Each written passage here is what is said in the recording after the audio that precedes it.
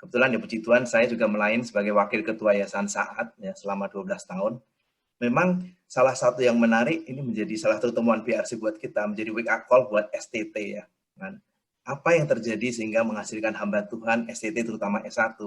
Pada saat mereka melayani gereja, ternyata gerejanya most likely lebih tidak bertumbuh dibandingkan dengan mereka-mereka teman SMA. Oke, sekarang kita lupakan dulu yang SMA tadi, yang saya senang sekali dia Pak Rubin sebenarnya sudah beberapa ngasih clue gitu. Bahkan perintisan gereja itu kadang-kadang kalau biasanya juga di dunia kerja seperti itu, Pak. Orang kalau tidak sekolah SMA, satu, punya kelebihan. Dia itu melayaninya lebih cepat ya, jadi kerjanya lebih cepat. Kedua, dia lebih humble karena merasa tidak punya gelar dan dia mau belajar. Dan ketiga, biasanya kadang-kadang dia lebih risk taker. Jadi mengambil keputusan lebih cepat dan segala macam. Oke, kita lupakan beberapa faktor benefitnya justru kalau lulusan SMA. Tapi kalau di STT sendiri, saya perhatikan memang saya yakin satu mengenai masalah metode pengajarannya ya. Jadi banyak STT mungkin banyak fokus kepada konten oriented ya, begitu banyak. Padahal di zaman digital seperti ini adalah harusnya pengajarannya adalah lebih baik mengajari mereka how to learn ya.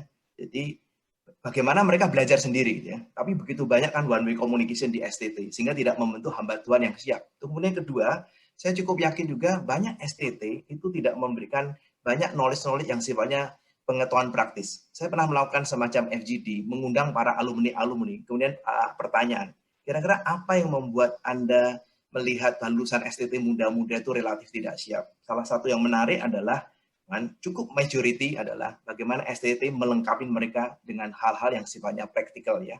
Jadi leadership praktis sebenarnya. Jadi terlalu banyak teori, saya rasa mungkin STT perlu melihat kurikulumnya ya. Dan kedua tadi mengenai metode pengajarannya. Dengan begitu banyak digital, banyak mereka itu bisa belajar sendiri, bagaimana mengencourage mereka kan, menjadi satu learner yang baik. Jadi fokus kepada learnernya, jadi bukan fokus kepada dosennya. Bagaimana mereka bisa belajar sendiri, plus kalau ada hal-hal yang sifatnya leadership praktis, saya rasa itu akan menjadi satu bekal yang sangat baik. Itu hasil dari beberapa kali saya berbicara melalui FGD dan beberapa alumni dan pengalaman pribadi di saatnya.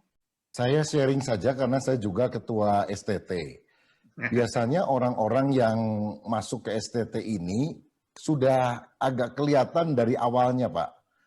Jadi biasanya kalau mereka berasal dari keluarga yang sehat, punya kecintaan akan Tuhan dan sebagainya, jauh lebih gampang membentuk di STT karena mereka sudah tahu callingnya dan kemudian tinggal diasah mencapai hasil yang baik. Sayang sekali kalau ada orang-orang yang masuk ke STT itu karena misalnya anak nakal, terus keluarga udah titip lah begitu. Nah masalahnya karena terlalu banyak STT, maka proses seleksi itu di banyak STT menjadi longgar. Karena kuota orangnya sedikit, ya udahlah semuanya boleh masuk. Dan ini tentu akan menghasilkan output yang tidak baik, yang tadi sudah ditemukan di dalam riset. Nah, yang kedua, selain kita harapkan keluarga itu memberikan fondasi yang sangat kuat, termasuk untuk menjadi pelayan Tuhan. Yang kedua, saya lihat apa fokus daripada STT itu. Kalau fokus dari STT itu adalah sangat menekankan perintisan jemaat, maka kemungkinan untuk dia bisa menjadi gembala yang merintis jemaat dan menumbuhkan jemaat akan lebih besar. Cuma saya lihat banyak STT juga yang tidak didesain dengan tujuan utama tersebut. Intinya adalah sudahlah kamu tahu sebanyak mungkin ilmu. Dan saya percaya bahwa salah satu sumber keberhasilan terpenting adalah soal keteladanan.